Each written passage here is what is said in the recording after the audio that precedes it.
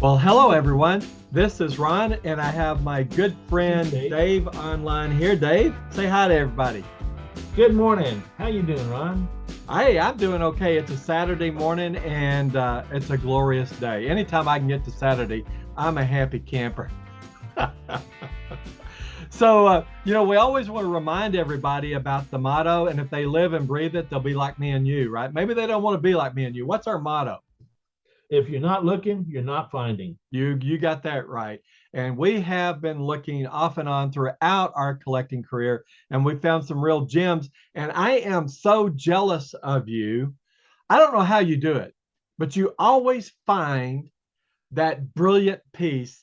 And I'll explain to everybody why after you show what you found. So, Dave, go ahead. Take it Well, thank away. you, Ron. My most recent find here that I say most recent, fairly recent, is a chess set. And for any of you that don't know, Ron and I play chess. And it's one of Not our, very good. we We're like not to very good. play. Yeah. It's a hobby. It's not a career. But I went to an estate sale and it had been picked over pretty good. There were some decent items there, and I kind of was running out of steam, running out of things to look at, and was a little disappointed because I don't like to leave an estate sale without finding Well, something. empty-handed, right? That Yeah, kind of yeah, defeats the empty-handed. purpose. I don't like walking away empty-handed, not Yeah. if I can help it. So there had been some CDs. I picked up some CDs like Led Zeppelin.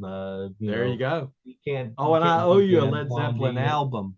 Yeah, I've a got to few other find it. classic rocks. But uh, I was going through the toy room where there was a lot of toys sitting about, and I moved. I was going. I saw some records there, and I saw some children's books, and I moved those aside. And underneath it was this beautiful chess set. So this particular piece, uh, very much it looks handmade. Ron suggested that it might be made for commercial purposes, but it's very organic in its feel. It's got a lot of wood burning on it. It is made of wood. It's got So a couple you're of metal you're patches saying on it. essentially that you think it's handmade. Yeah, I mean, certainly they used some really nice tools to do so, but the wood burning really and the design work really points to a handmade type. And you holding it up really doesn't do justice for the box, the wooden Right. box. It is just exquisite when you see it in person. Yeah. It's very beautiful. So we have this chess set, and it's got the numbering and the lettering on the sides for how is that?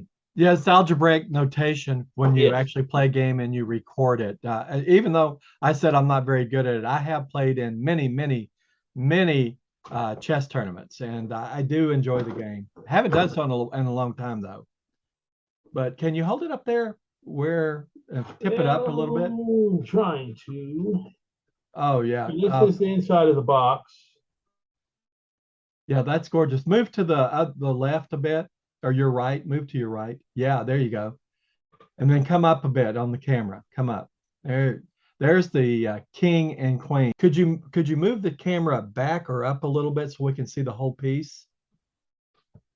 Oh yeah. Well, it's really close, David. It's gorgeous. You can see the wood burning on it. Yeah. So it's got some nice little detail to it. And the knights have some nice little carving on them. Yeah, yeah. So they're nicely stained. Hmm. So you get the darker brown and you get the lighter tan colors for your contrast. Now, do the individual pieces, and I know we played a game with it, and I really love. Hey, just tell the viewing audience. I asked David. I said, David, if you ever decide to sell it, give me first option at buying it from you because I love that. I've got many sets I played in chess tournaments around the house with, and this one is one I'd like to add to my collection if he ever decided to get rid of it. But I don't think he's going to because he loves it as well. So now, can you take that and hold the pieces up to this camera so we can see the entire piece individually? Okay. Yeah, that's good. Show the queen and king again. Here's the king. Flip it to its side. So turn it sideways. There so they can see the entire. Yeah, there you go. And they are felt on the bottom. That's beautiful. So from a feeling like being disappointed to feeling like I hit the jackpot, because when I saw that, I was like, hey, for $20, it was a very big bargain for me. $20. Now, Yes. I know what I've seen chess sets like that go for, and I bought a few. Not exactly like that, but similar to it. You're talking about $200, $250, $300 for Yes. something like that. Now, I hope I haven't shot myself in the foot if you ever decide to sell it to me. No, But Ron, you, I don't mind sharing when I share. So yeah, you did do a fantastic job at finding value. Did you think it might be worth a lot of money when you picked it up? I suspected that it would be worth considerably more than what I purchased it for, $100 and more when I saw it. Yeah.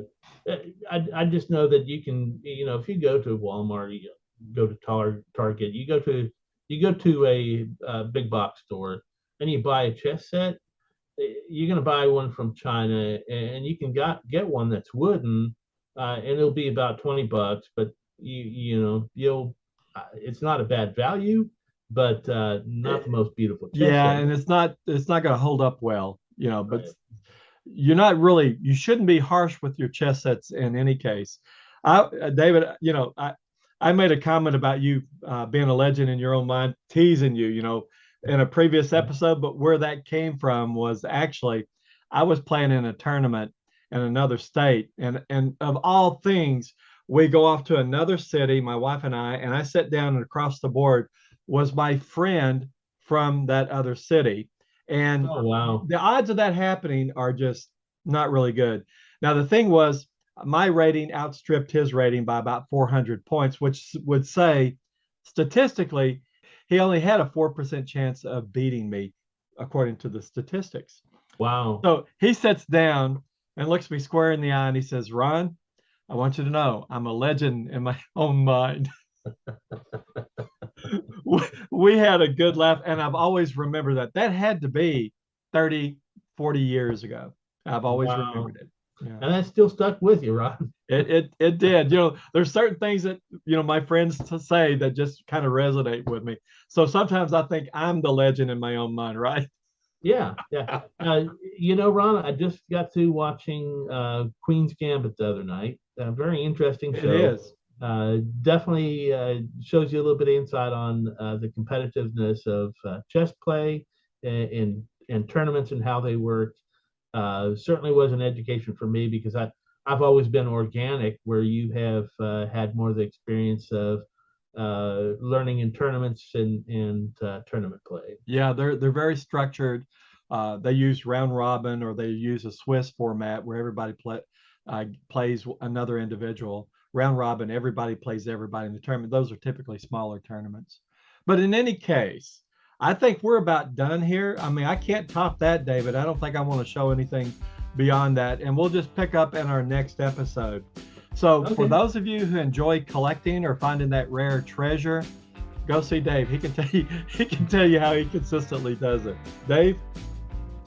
Well, thank you, Ron. Well, as we always say, Ron, if you're not looking, you're not finding. Absolutely. And with that, my friends, everybody take care. Please remember Thank to you. like, share, and And subscribe. subscribe. All right. All the best. We'll see you in the next episode.